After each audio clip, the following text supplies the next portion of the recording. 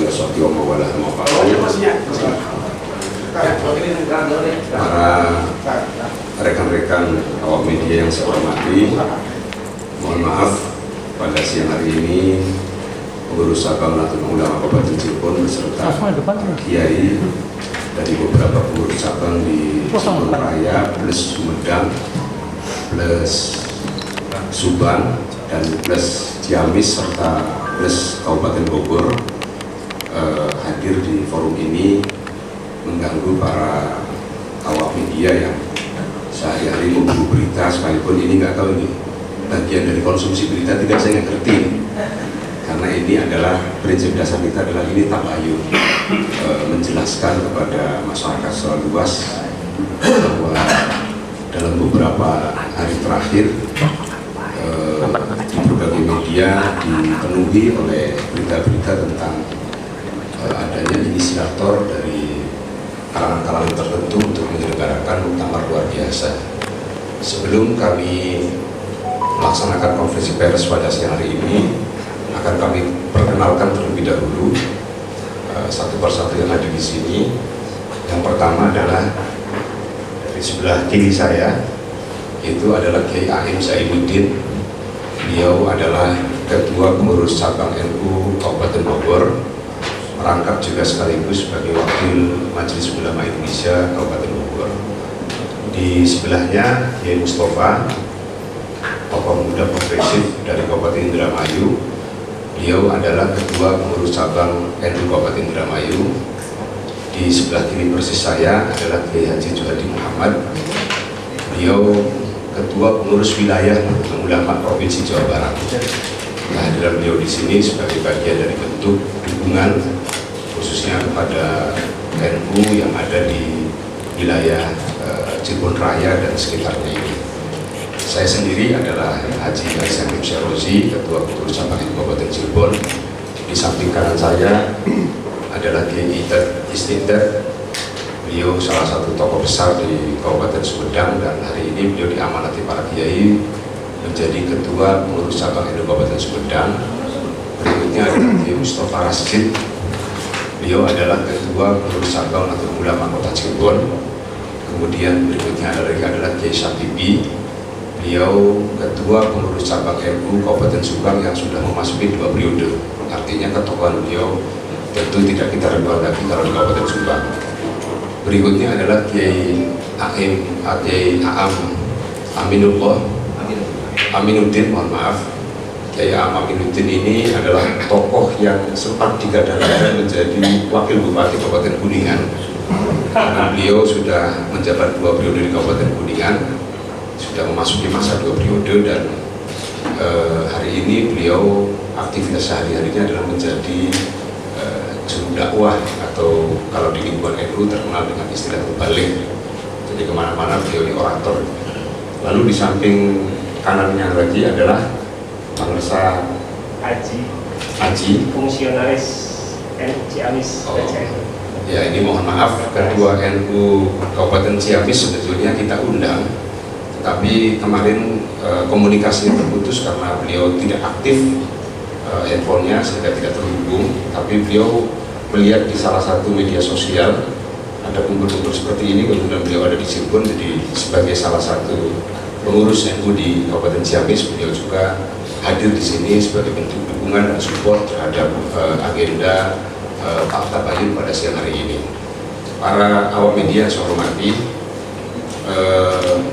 pertama ini tentu yang paling utama adalah menyikapi terhadap hasil publikasi dari gerakan yang mengatasnamakan Presidium Muktamar Luar Biasa beberapa hari yang lalu di salah satu hotel di wilayah Kabupaten Cirebon, tepatnya di Hotel Astor kalau tidak salah. Kalau dilihat dari profilingnya, saya lihat itu di Hotel Astor. Kami yang berada di Jepang ini termasuk mendapatkan supporting secara khusus dari Ketua BN Jawa Barat bahwa kami perlu memberikan tabayun penjelasan terhadap perkembangan dan dinamika yang terjadi di lingkungan internal Nahdlatul Ulama akibat publikasi-publikasi dari pihak-pihak yang sesungguhnya berada di posisi di luar struktur Nahdlatul Ulama.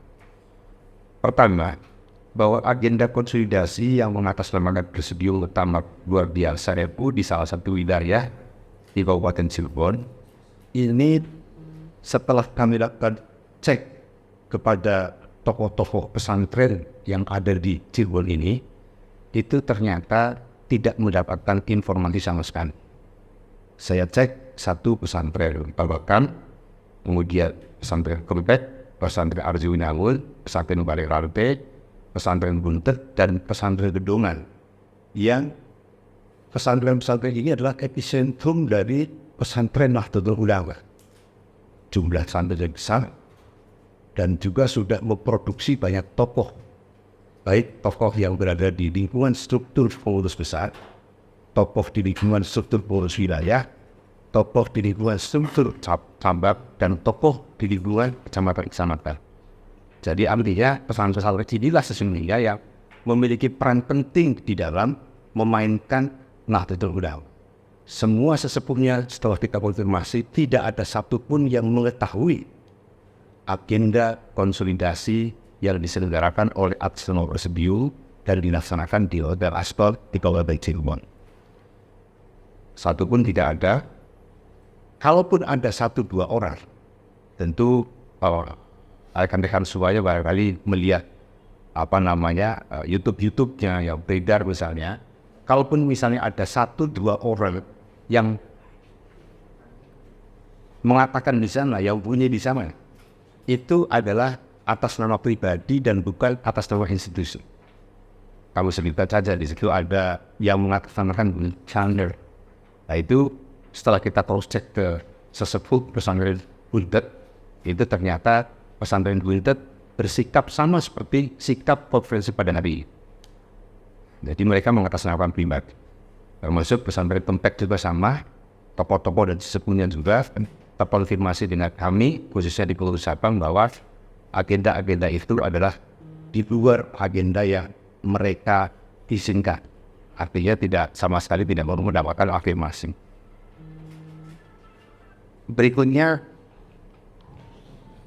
ada poin penting bahwa di dalam tradisi Nahdlatul Ulama, Muktamar Luar Biasa ini sekalipun termaktub dalam aturan ADRT. Mungkin rekan-rekan semuanya kalau buka ADRT itu di situ ada celah untuk mengatakan Muktamar Luar Biasa. Itu ada aturannya. Tetapi kenyataannya ini harus kita pahami sejarah. Kenyataannya sejak NU berdiri sampai sekarang ini itu tidak pernah terjadi kegiatan Muktamar Luar Biasa. Tidak ada inisiatif dari para kiai-kiai dulu itu melaksanakan Muktamar Luar Biasa kecuali pada era kepemimpinan Kiai Haji Abdurrahman Wahid. Tetapi harus dipahami bersama bahwa di era kepemimpinan Kiai Haji Abdurrahman Wahid ini secara diametral bisa dipahami sebagai bentuk tirani Orde Baru.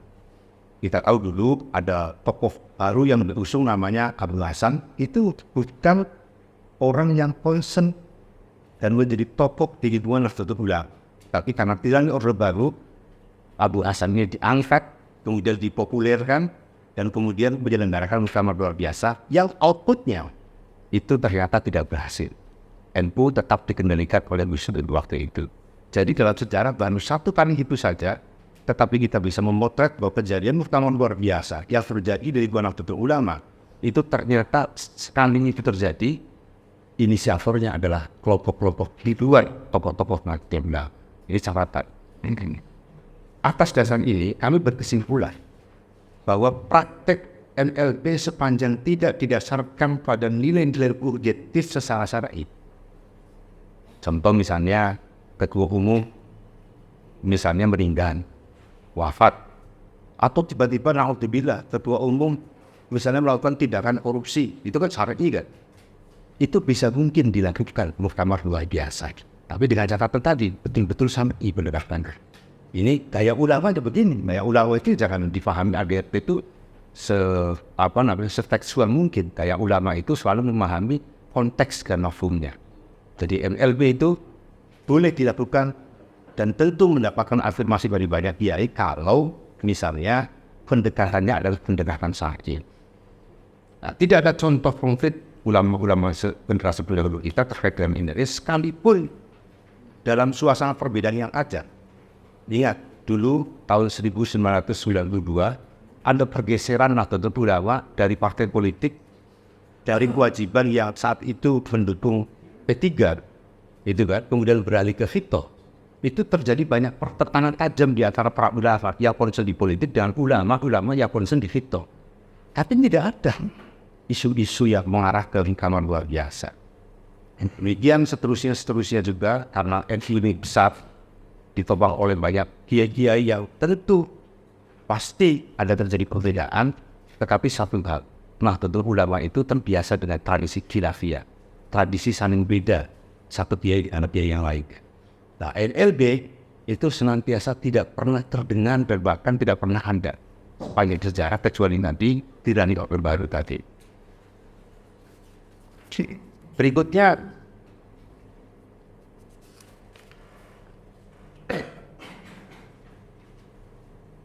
kami memandang bahwa poin-poin yang disangkakan Presidium, mungkin rekan-rekan media membaca rilis dari hasil pertemuan konsolidasi kemarin, itu salah satunya menyebutkan terkait dengan dugaan pelanggaran ADRT dan bonus asasi. Kita yakin apa yang disampaikan itu bukanlah prinsip, jadi bukan sebuah nilai prinsipal. Itu bahkan hakikatnya gerakan NU juga didasari gerakan NU itu, karena pada hakikatnya semua gerakan NU. Jadi misalnya gini, PBNU bikin statement, bikin kebijakan, pengurus wilayah bikin kebijakan, pengurus cabang bikin kebijakan, itu didasari oleh semangat islahiyah. Ingat, didasari oleh semangat perbaikan. Mungkin semangat islahiyah itu, semangat perbaikan itu dipandang negatif oleh kelompok yang lain. Padahal semangatnya adalah semangat islahiyah. Artinya apa? Apa yang disangkakan itu sesungguhnya adalah sebuah kejadian yang sifatnya perbedaan pandang. Kita di struktur merasa, oh iya, misalnya apa yang diupayakan oleh PBNU itu sebagai bagian dari perbaikan untuk bagaimana Nahdlatul Ulama itu betul-betul bisa concern mengurusi keumatan. Di satu sisi, tapi orang lain memahami gerakan ini ternyata melenceng dan sudah jauh dari bonus asasi. Nah, ini khilafiyah. Model-model khilafiyah seperti ini jangan dijadikan pemantik untuk melaksanakan ML. Ini tidak etis. Di NU tidak. Bukan tradisi NU maksudnya. Kita di NU itu biasa khilafiyah, tapi kalau sampai misalnya ada penulisan MLD itu artinya person-personnya tidak memahami betul tradisi Nahdlatul Ulama. Nah, yang keempat, ini agak penting ya, dan saya kira agak lebih substantif soal perlunya memaknai MLD. Di ADRT itu ada MLD, ada ruang muktamar luar biasa. Tetapi tadi MLD yang ada di ADRT, saya yakin semangat para kiai itu sesungguhnya adalah untuk melakukan sebuah legitimasi yang bersifat doruri syar'i. Doruri syar'i ya. Doruri syar'i itu ya tadi contohnya misalnya sebuah ketua umum misalnya melaksanakan pelanggaran etika syar'i, ya tentu muktamar luar biasa itu sebagai bagian dari cara untuk menyelesaikan persoalan-persoalan yang kemudian dia terjadi di internal Nahdlatul Ulama. Jadi dasarnya dari besar kebutuhan mendesak secara syariat, bukan didasari oleh asumsi-asumsi yang bersifat khilafiyah. Hari ini kan khilafiyah. Kalau tanya kepada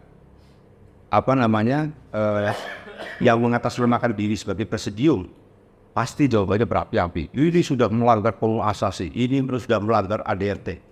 Belum tentu terhadap tokoh-tokoh yang lain dengan persepsi yang sama, belum tentu menganggap itu pelanggaran. Bisa jadi bentuk dari tadi islahiyah tadi, perbaikan tadi yang dilakukan oleh struktur Nahdlatul Ulama. Jadi karena itu tidak boleh dijadikan alasan. Nah, ADRT yang menyatakan MLB ini, itu semangat para kiai kita yakin adalah sebuah kaidah fikih ad-daruratu tubiqul mafdhulah. Jadi dalam sebuah kaidah fikih itu ada ad-daruratu tubiqul mafdhulah. Sesuatu yang sifatnya daruri itu bisa diperbolehkan, bisa kita legitimasi sepanjang memang darurat itu memang sangat mungkin.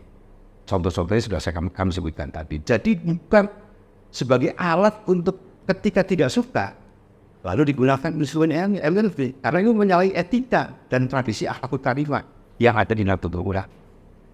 Buktinya apa? Buktinya para kiai nggak ada itu ya. Itu artinya apa? Para kiai menjaga etika yang diterapkan di lingkungan Nahdlatul Ulama. Nah, bahwa jika ada pengakuan sepihak oleh Presidium MLB dengan menyebut jumlah NU struktural dari wilayah, katanya ada 300, ada sekian. Itu kami yakin, seyakin-yakinnya, itu adalah hoax. Tidak berdasar. Kenapa? Karena tokoh-tokoh pimpinan NU itu pasti akhlakul karimahnya sudah teruji. Jadi kalau mulai begitu, itu ada yang menyalahi akhlakul karimah. Saya yakin buktinya. T.A.An. Aminuddin dari Kuningan. Pasti nggak akan rela kok akhlakul seburuk itu mau MLB. Pasti beliau sekalipun bisa tidak sependapat, beliau pasti tidak setuju dengan MLB. Begitupun para kiai yang di sini termasuk Ketua PWNU Jawa Barat yang Juwadi Muhammad. Itu pasti menolak MLB karena tindakan MLB itu tidak mencerminkan akhlakul karimah. Nah, atas dasar pertimbangan tersebut, kami mewakili sejumlah mandataris PCNU di kabupaten kota menyerukan hal-hal sebagai berikut. Pertama, memohon kepada sekelompok kiai muda yang mengatasnamakan Presidium MLB agar menghentikan wacana-wacana MLB yang tidak mencerminkan akhlakul karimah.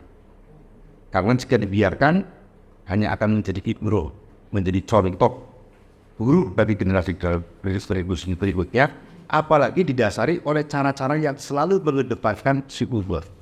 Cara-cara yang dilakukan dengan cara berburuk sangka kepada pihak yang lain terhadap para kiai-kiai dan tokoh-tokoh NU khususnya di struktural hari ini.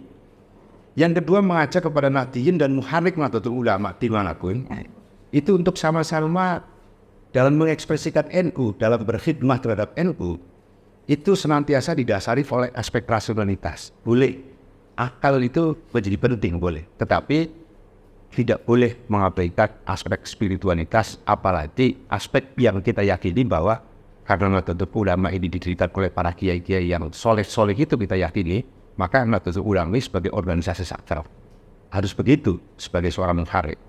Jadi jangan semuanya pakai akal, ini begini. Tidak ada. NU dalam tradisinya selalu moderat, selalu menyeimbangkan kepentingan akal dan kepentingan spiritual. Itu selalu beriringan. Kalau yang hanya mementingkan akal, silakan, itu bukan bagian dari tradisi Nahdlatul Ulama. Yang ketiga, menghentikan wacana muktamar luar biasa karena secara tidak langsung mengganggu perkhidmatan pengurus di semua level dalam melayani dan upaya meningkatkan kualitas umat di segala bidang, khususnya warga Nahdlatul Ulama. Karena wacana ini sedikit banyak berpengaruh terhadap nilai persatuan dan kesatuan warga NU di bawah. Ada MLB, lalu kemudian yang tidak respect hari ini terhadap struktural misalnya, terpancing, ikut-ikut ramai, itu kan mengganggu perkhidmatannya ke Aminuddin, perkhidmatannya ke Satibi, perkhidmatannya di Hidayat, di bawah. Termasuk saya terganggu. Akhirnya kan, saya berkhidmat, ingin melakukan apa yang bisa kita lakukan untuk Nahdlatul Ulama, terganggu hanya karena wacana MLB yang dikritik oleh beberapa kelompok ini, sehingga memunculkan aspek hilangnya persatuan dan kesatuan di lingkungan warga Nahdlatul Ulama di bawah. Yang terakhir, ini kami menghimbau kepada pihak-pihak yang tidak puas dengan kinerja PBNU, silakan diijawantahkan dalam muktamar. Karena kan pasti setiap 5 tahunan ada siklus muktamar, silakan di forum muktamar, tapi dengan cara-cara yang legal dan berakhlak karimah. Itu saya kira poin yang bisa kami sampaikan. Nanti silakan berkembang dalam forum diskusi yang membuat pernyataan dalam hal ini Kiai Mustafa, Ketua PCNU Kabupaten Indramayu, Kiai Mustafa Rashid, Ketua PCNU Kota Cirebon, Kiai Aminuddin, Ketua PCNU Kabupaten Kuningan, Kiai Satibi, Ketua PCNU Kabupaten Subang, Kiai Intan Estindat, Ketua PCNU Kabupaten Bedang, Kiai Rahim Zainuddin, Ketua PCNU Kabupaten Bogor, Kiai Umar ini tadinya mau hadir tapi beliau sakit jadi berhalangan, tapi secara prinsip dia ikut terlibat dalam membuat pernyataan ini dari Kabupaten Majalengka, kemudian saya sendiri dan didukung oleh Ketua PWNU Jawa Barat. Jadi saya kira ini yang bisa kami sampaikan sebagai bahan awal